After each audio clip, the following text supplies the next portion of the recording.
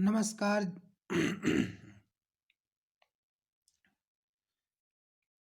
जय हिंद, वंदे मातरम। दोस्तों, आज आपके सामने लेकर चलते हैं हिंदी का पेडागोजी प्रश्न 136 से लेकर के 150 तक के प्रश्नों के, जो कि आपके क्या है दोस्तों, पेडागोजी के प्रश्न हैं। और बाकी आपका जो 15 बचता है वो आपका क्या होता है, बहुत मतलब कि क्वेश्चन को पढ़ करके, गद्यांश के पढ़ कर को देना होता है। तो चलते हैं पेडागोजी के प्रश्न की तरफ हम दोस्तों। तो प्रश्न आपका 136 क्या कह रहा है। दीप्ति ने 8वीं कक्षा के बच्चों को समान भाव वाली कविता खोज कर सुनाने के लिए कहा। इसका प्रमुख कारण है। दीप्ति ने कक्षा 8 के जो बच्चे थे उनको समान भाव वाली कविता खोज कर सुनाने के लिए कहा। तो इसका दोस्तों क्या कारण होगा कि बच्चों को समान भाव का अर्थ समझना, मतलब बच्चों को यह बताना कि सभी चीज़ें समान हैं। बच्चों को श्रवण प्रक्रिया का आकलन करना, कि बच्चों को सुनने का आकलन, बच्चों का मनोरंजन करने का निर्वहन, या फिर बच्चों के बोध स्तर का आकलन करना। तो दोस्तों क्या है कि समान भाव मतलब सभी के भाव क्या हो, समान हो, ऐसी कविता कहिए। तो इससे क्या होगा, बच्चों के बोध के स्तर का आकलन होगा, मतलब बच्चे क्या सोच सकते हैं दोस्तों। चलते हैं प्रश्न नंबर 137 की तरफ। 37 कह रहा है दोस्तों, राष्ट्रीय पाठचर्या की रूपरेखा एनसीएफ जिसको कहेंगे 2005 बच्चों के मतलब अस्मिता के रूप में होगा, कि व्यक्तित्व के रूप में होगा, व्यवसाय के रूप में होगा, कि भाषा के रूप में का सबसे समृद्ध संसाधन बनाती है। इन चारों ऑप्शनों में से दोस्तों आपका क्या होगा। तो देखिए, आपका जो राष्ट्रीय पाठचर्या आपका 2005 है उसमें जो बच्चे हैं आपका, उनको समृद्ध संसाधन बनाने की जो आपका होगा वो क्या होगा, व्यक्तित्व होगा। क्या होगा दोस्तों, व्यक्तित्व होगा। चलते हैं प्रश्न नंबर 138 की तरफ। इनमें से कौन सा शब्दकोश में सबसे पहले आएगा। करेक्ट, शब्दकोश में अगर हमें ढूंढना हो तो सबसे पहले कौन आएगा दोस्तों। अब ध्यान दीजिए यहीं पर दोस्तों, शब्दकोश की हम बात करेंगे। 3 तो आपकी क्या है, छोटी की मात्रा है। एक आपका इसमें क्या है, बड़ी की मात्रा। सिमत है, सिरजत है, सिलसिला है, सीरत है। तो दोस्तों अगर हम बात करेंगे तो क्या हो जाएगा, देख लीजिए।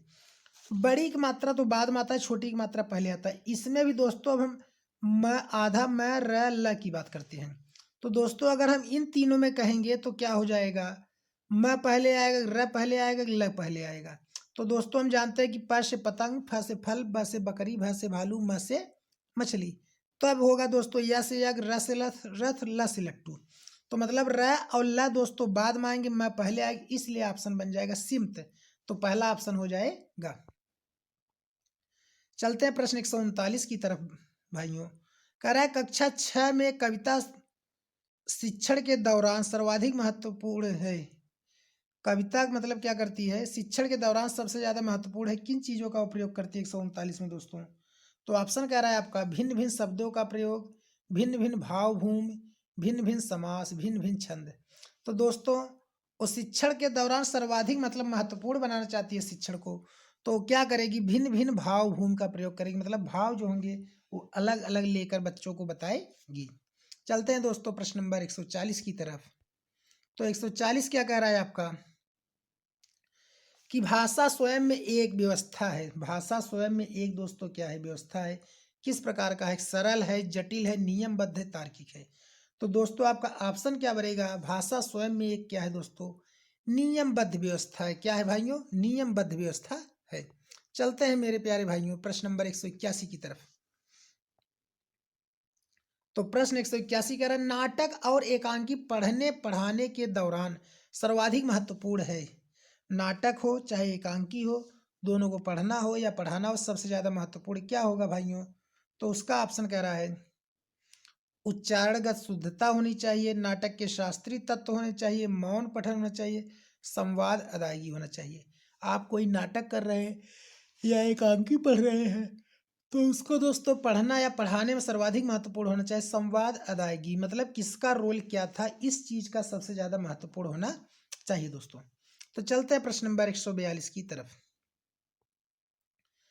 कह रहा है कि कक्षा 8 के लिए साहित्य का चयन करते समय आप किस तत्व को सर्वाधिक महत्व देंगे। ठीक है दोस्तों, तो कह रहा है क्या, परिकथा, राजा रानी, रहस्य रोमांच, पशु पक्षी। तो कह रहा है कक्षा 8 के साहित्य का चयन करते समय आप किस तत्व को सर्वाधिक महत्व देंगे? मेरे प्यारे भाइयों, इसका आंसर क्या होगा? रहस्य रोमांच हो जाएगा। चलते हैं भाइयों प्रश्न नंबर 143 की तरफ। कह रहा है कक्षा 7 में हिंदी भाषा के आकलन की दृष्टि से सबसे कम प्रभावी है।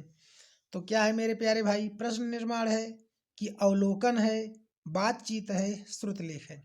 तो भाइयों क्या होगा 143 में? तो प्रश्न आपका क्या है? कक्षा 7 में हिंदी भाषा के आकलन की दृष्टि से सबसे कम प्रभावी होगा। क्या होगा दोस्तों आपका 143 का ऑप्शन? श्रुतलेख हो जाएगा। क्या हो जाएगा दोस्तों? श्रुतलेख हो जाएगा। चलते हैं प्रश्न नंबर 144 की तरफ। तो प्रश्न 144 क्या कह रहा है भाइयों? कि भाषा सीखने सिखाने की प्रक्रिया को रोचक और सौदेश्यपूर्ण बनाने में सर्वाधिक प्रभावी है। क्या है दोस्तों? कक्षा के प्रिंट समृद्ध परिवेश का उपयोग करना, या फिर कह रहा है दोस्तों आपका कि पाठ्य पुस्तक के अभ्यास, कहानी कविता की पंक्तियों देख कर लिखना, टीवी धारावाहिकों के नाम लिखना। तो भाषा सीखने सिखाने की प्रक्रिया को रोचक और सौदेशपूर्ण बनाने में सबसे अधिक महत्वपूर्ण क्या होगा दोस्तों? कक्षा के प्रिंट समृद्ध को परिवेश का उपयोग। समृद्ध परिवेश का उपयोग मतलब जो कक्षा में जो चीज़ें हैं, जो उनके सिलेबस चीज़ें हैं, जो वहाँ के वातावरण में है, वो चीज़ें क्या हो, उनके और जो आसपास के परिवेश है उसमें उसका उपयोग हो रहा हो। तो चलते हैं दोस्तों प्रश्न नंबर 145 की तरफ। कह रहा है उन विज्ञापनों को इकट्ठा कीजिए जो हाल ही के ठंडे पेय पदार्थों से जुड़े हैं। उनमें स्वास्थ्य और सफाई पर दिए गए ब्यौरों को छाट कर देखें कि हकीकत क्या है। यह प्रश्न है कैसा है दोस्तों? बाहर की दुनिया और कक्षा को जोड़ता है, बच्चों के लिए बहुत जटिल है, बच्चों को ठंडे पेय पीने की प्रेरणा देता है, बाहर की दुनिया को अत्यधिक महत्व देता है। तो दोस्तों जब बच्चों को कहा जाएगा कि आप क्या करिए, विज्ञापन को देखिए जो ठंडे पेय पदार्थों से जुड़े हैं, तो इससे दोस्तों क्या होगा, जब बच्चा बाहर देखेगा, बाहर घूमेगा, तो उसको क्या करेगा, वह बाहर की दुनिया को कक्षा से जोड़ेगा। दोस्तों क्या करेगा? कक्षा से जोड़ेगा। पहला ऑप्शन हो जाएगा। चलते हैं प्रश्न नंबर 146 की तरफ। प्रश्न 146 क्या कह रहा है भाइयों? कि उच्च प्राथमिक स्तर पर भाषा शिक्षण का एक अत्यंत महत्वपूर्ण उद्देश्य है। उच्च प्राथमिक स्तर पर भाषा शिक्षण का एक अत्यंत महत्वपूर्ण उद्देश्य क्या है? व्याकरण के नियम सिखाना व प्रयोग करवाना, विभिन्न कार्य क्षेत्रों से जुड़ी प्रयुक्तियों से परिचित कराना, समस्त हिंदी साहित्यकारों से परिचित कराना, या फिर समस्त अहिंदी साहित्यकारों से परिचित कराना। तो दोस्तों उच्च प्राथमिक स्तर पर भाषा शिक्षण का एक अत्यंत महत्वपूर्ण जो उद्देश्य होगा दोस्तों, विभिन्न कार्य क्षेत्रों से जुड़ी प्रयुक्तियों से परिचित कराना हो जाएगा। चलते हैं प्रश्न नंबर 147 की तरफ। कह रहा है हिंदी भाषा का आकलन करने के संदर्भ में वे प्रश्न अपेक्षाकृत बेहतर होते हैं। क्या होंगे दोस्तों? जो बच्चों की कल्पना सृजनशीलता को बढ़ावा देते हैं, जो बच्चों को सुंदर लेखन के लिए प्रेरित करते हैं, उनके उत्तर जटिल व दीर्घ होते हैं, उनके उत्तर यह तयशुदा होते हैं। तो भाषा का आकलन करने के संदर्भ में वे अपेक्षाकृत बेहतर होते हैं। किन चीज़ों में दोस्तों? कि जो बच्चों की कल्पना सृजनशीलता को बढ़ावा देते हैं। चलते हैं प्रश्न नंबर 148 की तरफ मेरे प्यारे भाइयों। कह रहा है कि एक व्यक्ति ने पूछ लिया, कैसा है वह मुरली वाला? मैंने तो उसे नहीं देखा। क्या वह पहले खिलौने भी बेचा करता था? एक पाठ का यह अंश पढ़ने के दौरान के विशिष्ट संदर्भ में सर्वाधिक महत्वपूर्ण है। तो क्या होगा दोस्तों आपका सर्वाधिक महत्वपूर्ण? उच्चारण होगा, अवबोध होगा, अनुतान होगा, लिखने होगा। तो दोस्तों जो इसका ऑप्शन बन जाएगा वह अनुतान हो जाएगा। चलते हैं प्रश्न नंबर 149 की तरफ। कह रहा उच्च प्राथमिक स्तर पर बच्चों की सृजनात्मक अभिव्यक्ति की दृष्टि से कौन सा प्रश्न सर्वाधिक प्रभावी है? खान पान के मामले में स्थानीयता का क्या अर्थ है? या फिर दोस्तों सर्वाधिक जो प्रभावी कह रहा है, खान पान में बदलाव के कौन से फायदे हैं? लेखक खान पान में बदलाव को लेकर चिंतित क्यों है? घर में बातचीत करके अपने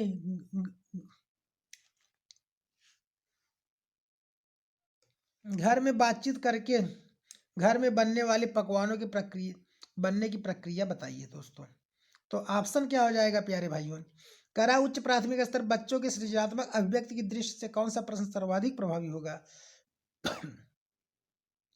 तो भाइयों हो जाए घर पे जो बातचीत करेंगे कि खाने कैसे बनते हैं, पकवान कैसे बनते हैं, उसकी प्रक्रिया को समझाइए दोस्तों। चौथा ऑप्शन हो जाएगा। चलते हैं आज के लास्ट प्रश्न की तरफ। लास्ट प्रश्न क्या कह रहा है मेरे प्यारे भाइयों कि भाषा सीखने और भाषा अर्जित करने में मुख्य आधार है, क्या है भाइयों? भाषा की जटिलता है, भाषा का सौंदर्य है, भाषा का परिवेश है, भाषा की प्रकृति है। तो भाषा सीखने और अर्जित करने में मुख्य अंतर क्या होगा दोस्तों? तो ऑप्शन बन जाएगा दोस्तों भाषा का परिवेश हो जाएगा। दोस्तों अगर आपको हमारा वीडियो अच्छा लगा हो तो हमारे चैनल को सब्सक्राइब और वीडियो को लाइक शेयर कमेंट जरूर करें दोस्तों। ओके, जय हिंद।